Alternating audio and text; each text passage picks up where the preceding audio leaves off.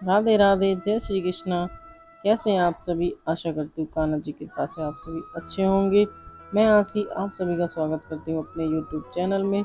आज की वीडियो में हम बात करेंगे एकादशी के बारे में। एकादशी का व्रत कब रखा जाएगा, शुभ मुहूर्त क्या है, पूजा की विधि क्या रहेगी और पारण का समय क्या रहेगा। पूरी जानकारी के लिए वीडियो को लास्ट तक जरूर देखें। तो चलिए शुरू करते हैं। प्यार से बोलिए जय श्री हरि विष्णु। हिंदू धर्म में एकादशी का विशेष महत्व है। धार्मिक मान्यताओं के अनुसार भगवान विष्णु की उपासना के लिए समर्पित एकादशी व्रत रखने से जीवन में अखंड सौभाग्य की प्राप्ति होती है और जीवन में आ रही समस्याएं दूर हो जाती है। पंचांग के अनुसार श्रावण कृष्ण पक्ष की एकादशी के दिन कामिका एकादशी का व्रत रखा जाएगा। हिंदू पंचांग के अनुसार चातुर्मास चल रहा है, जिसका अर्थ है 4 महीने भगवान विष्णु योग निद्रा में रहेंगे। लेकिन चातुर्मास की अवधि में पूजा पाठ, व्रत इत्यादि का विशेष महत्व है। सावन मास के कृष्ण पक्ष की एकादशी तिथि के दिन चातुर्मास का दूसरा एकादशी व्रत अर्थात कामिका एकादशी व्रत रखा जाएगा। इस दिन भगवान विष्णु की उपासना करने से साधक के सभी कार्य सिद्ध हो जाते हैं और व्यक्ति को कुयोनि प्राप्त नहीं होती। तो आइए जानते हैं कब रखा जाएगा सावन का प्रथम एकादशी व्रत, तिथि, शुभ मुहूर्त और पूजा का महत्व। श्रावण मास के कृष्ण पक्ष की एकादशी तिथि की शुरुआत 12 जुलाई को शाम 5:59 से शुरू होगी और साथ ही इस तिथि का समापन 13 जुलाई को शाम 6:24 पर होगा। ऐसे में उदया तिथि के अनुसार कामिका एकादशी का व्रत 13 जुलाई 2023 दिन गुरुवार को रखा जाएगा। एकादशी व्रत का पारण अगले दिन यानी कि 14 जुलाई को सुबह 5:32 से सुबह 8:18 के बीच किया जाएगा। जो भी लोग व्रत के हिसाब से समय के हिसाब से अपने व्रत का पारण करते हैं वो इस समय तक अपने व्रत का पारण कर लें। कामिका एकादशी का महत्व। धार्मिक मान्यताओं के अनुसार भगवान विष्णु को समर्पित कामिका एकादशी व्रत रखने से जीवन में आ रही बाधाएं दूर हो जाती हैं। साथ ही एकादशी व्रत के दिन विधिवत पूजा पाठ करने से पितरों का आशीर्वाद प्राप्त होता है। इस दिन पर दान धर्म का विशेष महत्व है, इसलिए इस दिन किसी जरूरतमंद व्यक्ति को अन्न, धन या वस्त्र का दान करने से साधक को मोक्ष की प्राप्ति होती है। इसके विशेष दिन पर तुलसी पूजन का विशेष महत्व है, लेकिन इस बात का ध्यान रखिए एकादशी के दिन तुलसी को स्पर्श भूल कर भी ना करें। ऐसा करने से तुलसी माता नाराज हो जाती हैं। कामिका एकादशी पूजा विधि। एकादशी के दिन ब्रह्म मुहूर्त में उठकर सभी कामों से निवृत्त होकर स्नान करें। इसके बाद भगवान विष्णु जी के समक्ष अपने व्रत का संकल्प लें। इसके बाद अपने आपके घर में अगर गोपाल है या भगवान विष्णु जी है उनको पंचामृत से स्नान कराएं, पीले सुंदर वस्त्र पहनाएं, उन्हें धूप दीप नैवेद्य से उनकी पूजा करें, पंचामृत से स्नान कराएं, पंचमेवा फल फूल घर में बनी हुई मिठाई का भोग लगाएं। इसके बाद आरती करें, घी का दीपक जलाकर अपनी पूजा में की गई भूल चूक के लिए भगवान विष्णु से क्षमा मांगे। साथ ही एकादशी व्रत की कथा पढ़ें या सुने, विष्णु चालीसा और मंत्रों का जाप करें। इसके बाद विधिवत आरती करके भूल चूक के लिए माफ़ी मांगे। दिन भर व्रत रखें और दूसरे दिन शुभ मुहूर्त में व्रत का पारण करें। किसी की चुगली निंदा न करें, झूठ न बोलें। कामिका एकादशी का व्रत।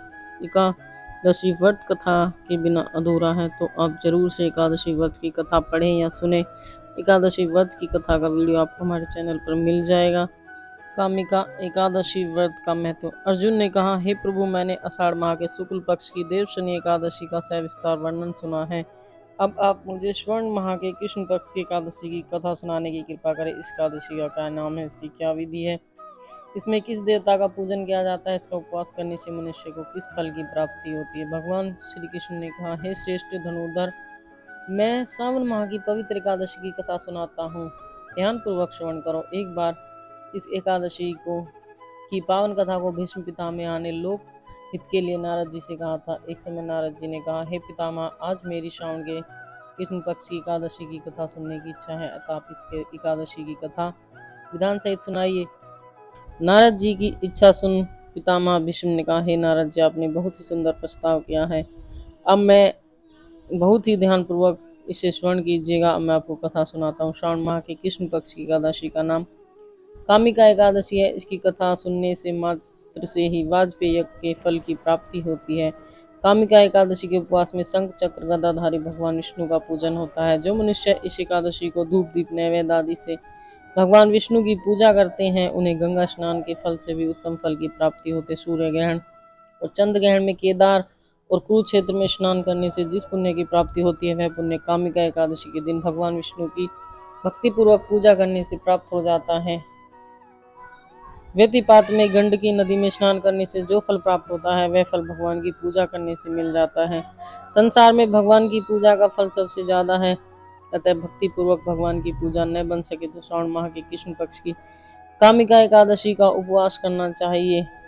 आभूषणों युक्त बछड़ा सहित गोदान करने से जो फल प्राप्त होता है वह फल कामिका एकादशी के उपवास से मिलता है। जो उत्तम द्विज श्रावण माह के कृष्ण पक्ष की कामिका एकादशी का उपवास करते हैं तथा भगवान विष्णु का पूजन करते हैं, उनके सभी देव नाग किन्नर पितृ आदि की पूजा हो जाती है। इसलिए पाप से डरने वाले व्यक्ति को विधि विधान से इस उपवास को करना चाहिए।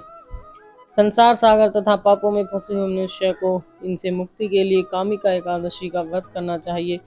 कामिका एकादशी के उपवास से भी पाप नष्ट हो जाते हैं। संसार में इससे अधिक पापों को नष्ट करने वाला कोई और उपाय नहीं है।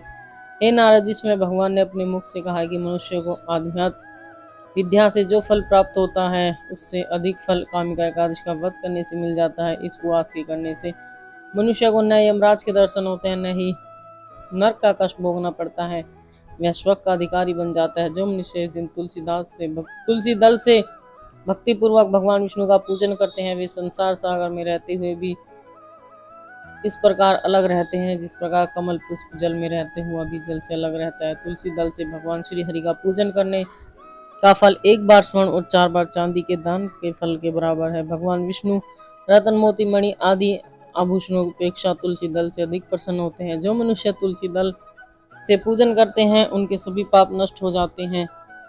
नारद जी ने मैं भगवान की अति प्रिया श्री तुलसी जी को प्रणाम करता हूँ। तुलसी जी के दर्शन मात्र से ही मनुष्य के सभी पाप नष्ट हो जाते हैं और शरीर के स्पर्श मात्र से मनुष्य पवित्र हो जाता है। तुलसी जी को जल से स्नान कराने से मनुष्य के सभी यम यात्राएं नष्ट हो जाती हैं। जो मनुष्य तुलसी जी को भक्ति पूर्वक भगवान के श्री चरण कमलों में अर्पित करता है उसे मुक्ति मिलती है। इस कामिका एकादशी को रात्रि में जो मनुष्य जागरण करते हैं और दीपदान करते हैं उनके पुण्य को लिखने में चित्रगुप्त भी असमर्थ हैं। एकादशी के दिन जो मनुष्य भगवान के सामने दीपक जलाते हैं उनके पितृ स्वर्गलोक में अमृत का पान करते हैं। भगवान के सामने जो मनुष्य घी या तिल के तेल का दीपक जलाते हैं उनको सूर्यलोक में सहस्त्र दीपकों का प्रकाश मिलता है। आशा करती हूँ आज की वीडियो में दी गई जानकारी आपको पसंद आई होगी। अगर आपको मेरी वीडियो अच्छी लगती है तो वीडियो को लाइक कमेंट शेयर करें और हमारे चैनल को सब्सक्राइब करें और बेल आइकन को प्रेस कर लें जिससे कि हमारे आने वाली वीडियो की नोटिफिकेशन आपको मिलती रहे। राधे राधे, जय श्री कृष्णा। अगली वीडियो में हम सुनेंगे कामिका एकादशी की व्रत कथा, तो हमारे चैनल को प्लीज़ सब्सक्राइब कर लें। राधे राधे, जय श्री कृष्णा, हर हर महादेव, जय श्री विष्णु।